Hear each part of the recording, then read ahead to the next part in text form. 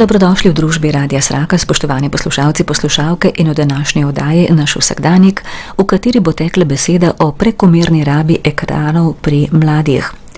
Digitalne tehnologije, pametni telefoni, tablice, računalniki, igralne konzole nam seveda olajšajo življenje, delo pa tudi učenje, ter nam seveda služijo za zabavo in razvoj kreativnosti. Zaradi privlačnosti vsebin, enostavne uporabe in dostopnosti pa mladi pogosto preveč svojega časa, prostega časa preživijo pred ekrani. Pred dnevi je na Društvu za zdravje srca in ožilja Slovenije v Ljubljani potekalo srečanje z novinarji, na katerem je tekla beseda seveda o tej temi, ki jo bomo tudi danes na valovih našega radia malo bolj predstavili, o prekomerni uporabi ekranov med mladimi, ki pa bi lahko vodila tudi v razvoj zasvojenosti. Naš današnji gost je gospod Sašo Kroneger, socialni pedagog in mladinski delavec. Dober dan želim. Pozdravljeni. Kako ste se vi znašli v tej vlogi oziroma kako vi sodelujete z Društvom za srce in ožilje, za zdravje srca in ožilje Slovenije, seveda pri tem projektu? Hvala lepa za vprašanje. Z Društvom za zdravje srca in ožilja sem začel sodelovati v preteklem letu, ko smo pripravljali en dogodek malo več o tem, kako mladi v današnjem času živijo. In na posvetu, ki je potekal v decembra v Ljubljani, smo prišli potem do zaključkov, da se veliko stvari dogaja na spletu, veliko stvari med mladimi dogaja digitalno, da veliko časa preživijo pred zasloni oziroma v rokah imajo razne tablice, pripomočke in tako naprej. In ravno iz teh zaključkov je potem prišel predlog projekta, da bi se malo več posvetili drugačnim načinom preživljanja prostega časa in da bi malo več povedali o izzivih, ki jih lahko prekomerna uporaba zaslonov prinaša v življenje mladih. To srečanje z novinarji je potekalo, lahko bi rekli, konec šolskega leta pred počitnicami, ko bodo mladi zagotovo velik del svojega prostega časa preživeli tudi v taki obliki, torej pred ekrani. Morda tudi s takim namenom, da vi jih nekako pravilno usmerite, morda svetujete, kako pa le tudi prosti čas preživeti v naravi z vrstniki ob športnih aktivnostih? Nedvomno je bil eden od podkov srečanja tudi to, da se začnemo zdaj pogovarjati pred počitnicami o tem, kako mladim pomagati postaviti en red v svoje življenje v času počitnic. Namreč med tem, ko jim šola ponuja nekaj več reda in usmeritev skozi leto, je potem ta poletni čas, ko je čas oddiha, včasih malo manj postavljen strukturo, kot bi si želeli. Zaradi tega mladi veliko več časa preživijo pred zasloni oziroma z napravami. In namen tega dogodka je bil pa, da pravzaprav se začnemo pogovarjati o tem, kaj vse pomeni preživljati čas pred zasloni na eni strani in na drugi strani, kako lahko pomagamo, da tudi družinam pomagamo, da razmišljajo o tem, koliko časa pravzaprav preživimo in kako bi lahko svoje vzorce vedenja majčkeno začeli spreminjati. Če malo to razširite, kar tako praktično? Praktično bi bilo smiselno recimo priporočiti družinam, da otroci uporabljajo zaslone samo v skupnih prostorih. Recimo, da jih ne uporabljajo v svojih sobah. To pa zaradi tega, ker nikoli ne vemo, s kom se pravzaprav na drugi strani pogovarjajo in kakšne so vsebine, do katerih dostopajo. Če pa zaslon v nekem javnem prostoru, pa potem ta pogovor o vsebinah, do katerih mladi dostopajo, zelo drugačen. Druga taka stvar, ki je zelo smiselna, je pogovor o tem, kdaj uporabljamo zaslone. Namreč smiselno je, da zaslonu ne uporabljamo vsaj 1 uro pred spanjem. To pa zaradi tega, ker oddajajo modro svetlobo, ki nas zbuja pravzaprav namesto, da bi nas uspavala, medtem ko nas ta rumeno, oranžna, rdeča uspava in fiziološko čisto vpliva na te procese spanja. Pa še ena taka zelo pomembna stvar je, smiselno je zagotavljati ravnotežje. Se pravi, da enako količino časa, kot ga preživimo zunaj, lahko preživimo potem za zaslonom. Da je vsaj tukaj neko ravnotežje. Se pravi, če si bil 3 ure zunaj, potem je tista omejitev, koliko časa si pa morda lahko tudi pred kakšnim zaslonom. Je pa naš sogovornik zadnjič na srečanju, profesor dr. Primož Kotnik, opozoril tudi na to, da je pri mladih potrebno paziti, potrebno postavljati vseeno nek del teh omejitev zaradi poškodb oči, zaradi poškodb hrbtenice in tako naprej, da nekako mladi ne bi bili več kot 2 uri na dan povezani z elektronskimi napravami. Sogovornikov je bilo na tem srečanju z novinarji kar nekaj, še tudi gospa Nataša Jan, direktorica Društva za srce in vodja projekta Recimo neodvisnosti. Povedala je, citiram, kajti izdali ste tudi sporočilo za javnost, da sedeč način življenja povzroča mnoge zdravstvene težave in tudi kronične nenalezljive bolezni, pri katerih je najbolj izpostavljen prekomerna telesna teža, pa tudi debelost.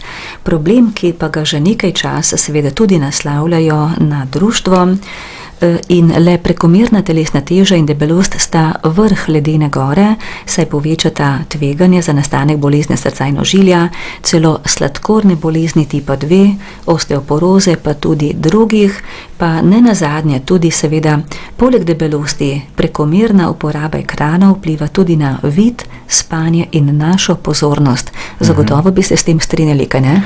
Absolutno. Predvsem mene kot socialnega pedagoga in ker delam veliko z mladimi, me zelo zanima ta zgodba o pozornosti. Namreč ljudje imamo občutek, da smo več opravilni, pa v resnici fiziološko gledano nismo. Ampak zelo hitro preklapljamo iz ene dejavnosti na drugo. Težava, ki pa imamo pri tem, ko velikokrat skačemo iz ene stvari na drugo, je pa v tem, da se moramo vsakič znova zbrati. In ko se poskušamo zbrati, zato porabimo en del energije. Se pravi, vsakokrat, kadar našo pozornost pri delu zmoti, pisk zmoti, klic zmoti, slikica zmoti, nek, kako se temu reče, update na Facebooku, vsakič znova se naša pozornost spet razprši in potrebujemo več energije, da jo spet zberemo. In to je eno od tistih ključnih stvari, ki jo delamo z mladimi, takrat, ko se pogovarjamo o odgovorni rabi spleta in spletnih digitalnih tehnologij na splošno, da je smiselno odložiti, ustaviti, prekiniti dotok informacij, to pa zaradi tega, da se lažje zberemo in dokončamo nalogo, ki smo si jo zastavili. Namreč tisti trenutek, ko dokončamo tako nalogo, potem dobimo motivacijo, ker vidimo, da smo uspešni, da smo nekaj dokončali in imamo motiv za naprej.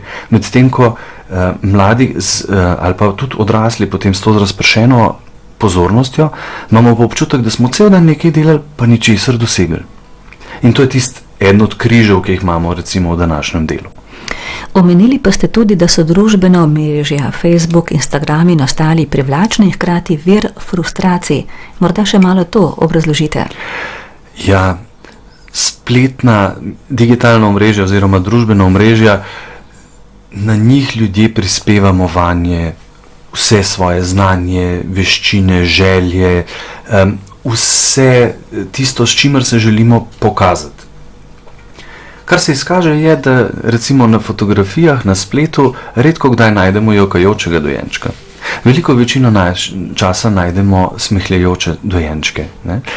Kar pomeni, mamice, ki so se cel dan trudile z otrokom, so potem našle vse en tisti trenutek, ko se je otrok nasmehnil in potem to slikale in poslale v svet. In vsi, ki gledamo potem take objave, gledamo in si mislimo, kakšno lepo življenje ima ta gospa. Ne? Ima smehljajočega dojenčka, to je tako zelo prijetno, jaz pa nekaj izgleda delam narobe, ker moj je pa kar slabe volje. Ne? In to je tista frustracija, ki se nam dogaja. Ali pa druga stvar, vidimo veliko, recimo prihaja poletje, veliko bo fotografij z raznih počitnic. In ljudje bojo gledali in si rekli, kaj jaz narobe delam, da nisem zdaj na teh počitnicah? Kaj jaz narobe delam, da jaz tega ne zmorem, da mi pa ne moramo iti v Kvarner na morje? Ali pa tja na morje, pa tja na dopust, pa tja pogledati nekaj in tako naprej. Kar splet predstavlja, oziroma družbeno omrežje predstavljajo, je vedno vrh ledene gore, tega, kaj sem želel pokazati. Nihče pa ne vidi tistega truda, ki se je skrival za celotnim dogodkom. Vsi vidimo zmagovalca na zmagovalnem odru, nihče, pa mislim redko kdo, pa vidi vse ure treninga, ki so pripeljale do tja, da je človek stal na zmagovalnem odru. Enako je potem s fotografijami, ki so po možnosti še malo pofiltrirane, da še lepše izgledajo, zato da zbujajo apetite in še bolj kažejo to, kako sem jaz navidezno uspešen. Mladi, ki odraščajo z nizko samopodobo, pogosto iščejo samopotrditve izven sebe. Res je. Mladi, en korak bi stopil nazaj, preden greva gledati potrditve na splet, pa bi omenil to, da mlade zdaj vzgajamo, otroke pogosto vzgajamo tako, da jih poskušamo zaščititi, da se ne srečajo z neuspehom. Kar pomeni, da ker se ne srečajo z neuspehom, tudi nimajo mehanizmov, kako z neuspehom preživeti. In kako biti vztrajen, in kako biti prilagojen na to, da ni nujno, da ti prvič uspe. Zaradi tega, ker mladi nimajo izkušnje, da bi sami dosegali uspehe, da bi sami dosegali cilje, ki so se jih zastavili, so pogosto manj polni, kot bi lahko bili. Njihovo občutenje sveta je manj polno, kot bi lahko bilo.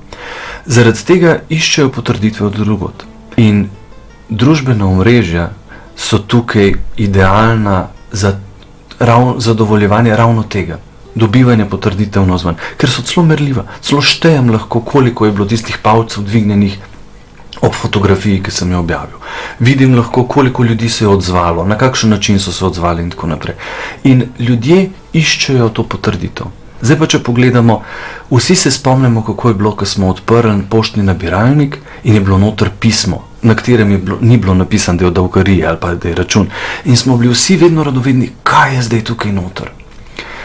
Ampak tako pismo je prišlo mogoče enkrat na mesec. Danes pa prihajajo taka sporočila vsak trenutek po digitalni poti. In vsak trenutek se enak ta naboj čustven zbudi pri posameznikih in grejo in so ferčni in grejo gledati, kaj me zdaj tam čaka. In to je, vse to čakanje pravzaprav zbuja visoko raven dopamina, enega od nevrotransmiterjev v možganih. In to je tista stvar, ki pa vodi v zasvojenost.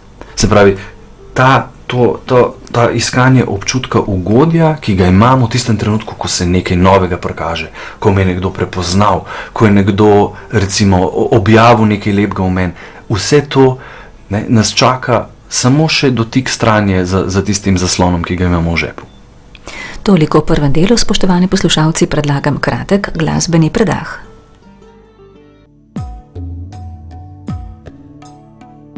Poslušate Radio Sraka iz Novega mesta, lokalni radio posebnega pomena ter današnjo oddajo Naš vsakdanik, v kateri govorimo o prekomerni rabi ekranov pri mladih. Naš gost pa je gospod Sašo Kroneger, socialni pedagog in mladinski delavec. Sodelujete torej z Društvom za zdravje srca in ožilja Slovenije in skupaj z društvom ste razvili preventivni program, katerega namen je razvoj odgovornega vedenja na spletu, tako z vidika količine uporabe, kot tudi varnosti sebe in drugih. Pa prosim, če nam malo več poveste o njem. Ja, v zadnjih mesecih pospešeno pripravljamo en tak krajši izobraževalni program, ki bo namenjen sedmošolcem in osmošolcem osnovnih šol. Gre za program, ki bo sestavljen iz 6 zaporednih srečanj. Teme delavnic bojo razvoj odgovornega vedenja, se pravi, kdaj je neko vedenje odgovorno in kako živeti z posledicami svojih ravnanj. Potem bo delavnica namenjena kritični pismenosti, zaradi tega, ker si želimo, da bi mladi obravnavali informacije, do katerih pridejo na spletu, približno tako, kot jih obravnavamo na 1. april. Ko se vsakokrat za vsako novico vprašamo še enkrat, ali je to resnično, ali nas poskušajo naapriliti.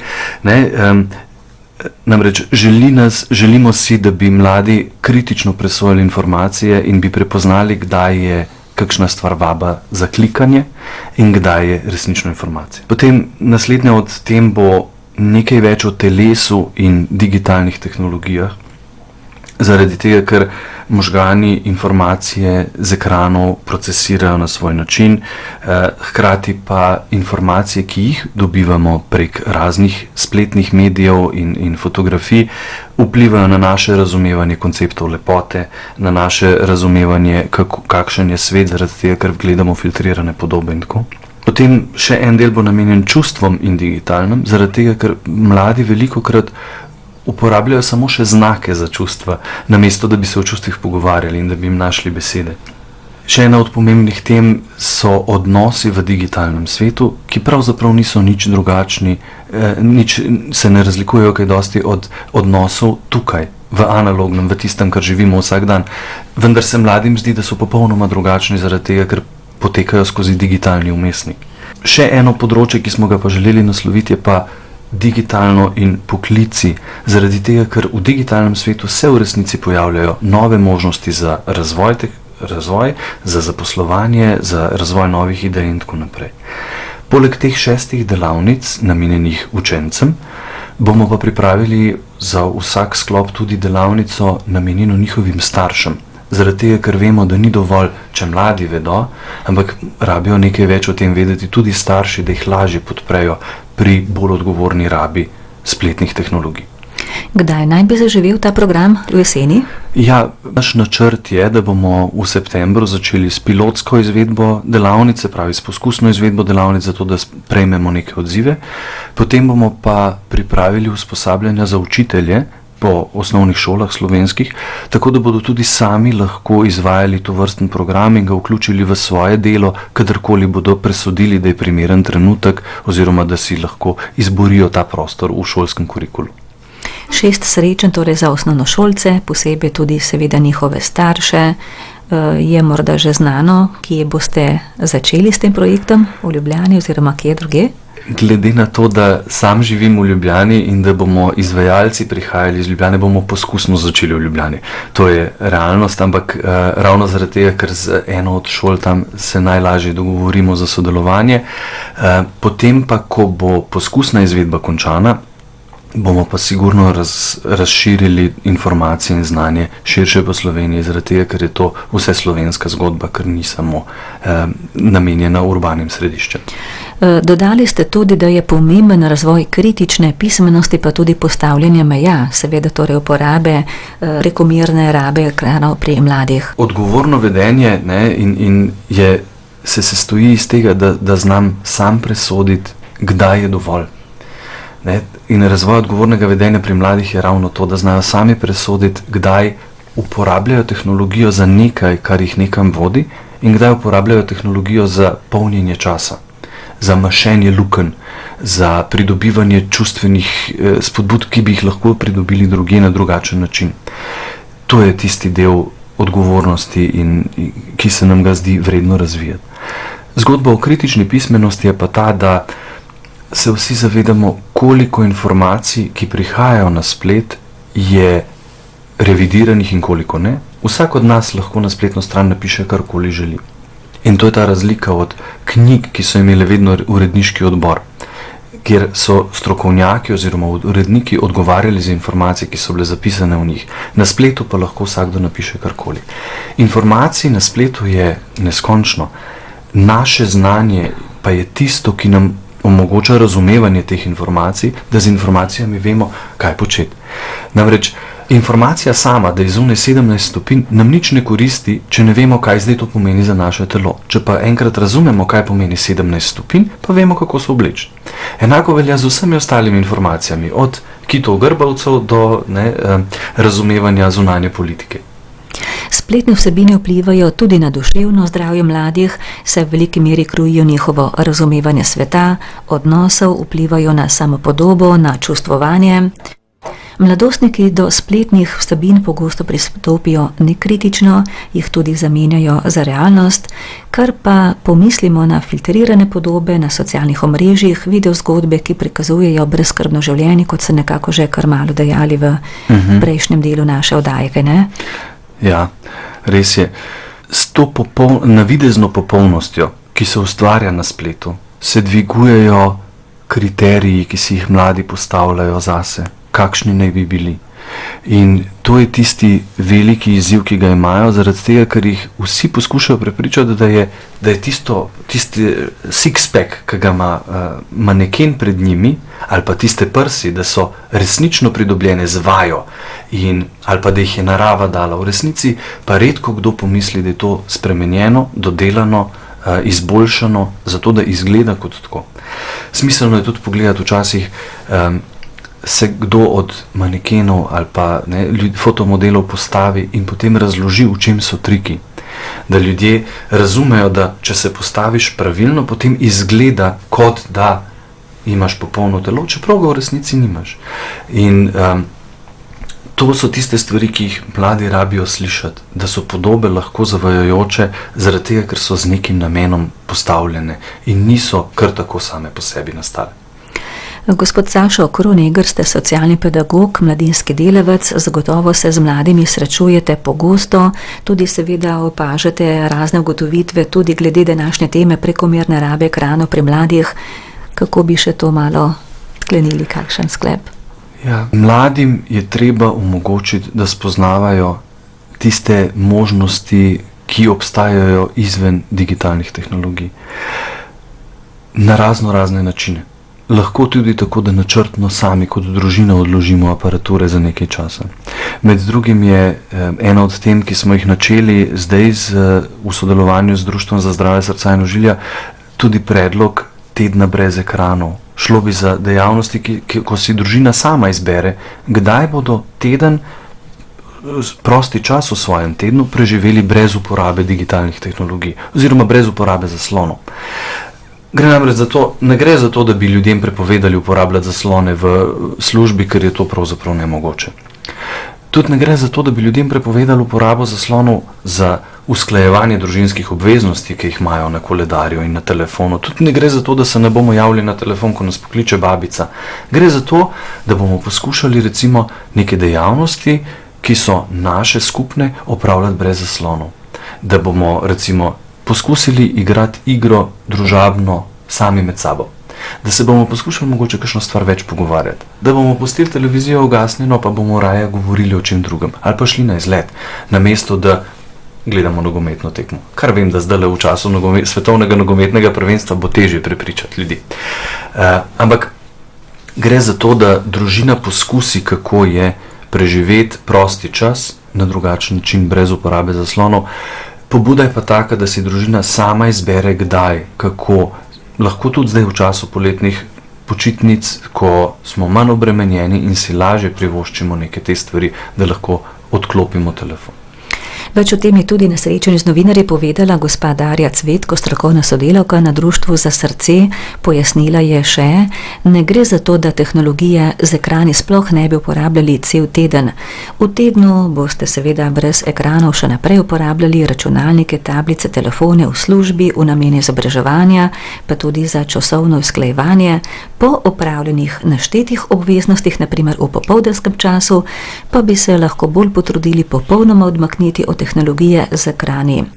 Društvo za srce še vabi, da si več o tem tednu brez ekranov preberete tudi na spletni strani Za srce, teden brez ekranov, kjer boste lahko prebrali tudi še razliko med prekomerno porabo ekranov preko spleta, vsebin spleta in zasvojenostjo s spletnimi vsebinami, o metodah, kako zmanjšati prekomerno porabo ekranov in simpatičnih idejah, kaj početi v prostem času.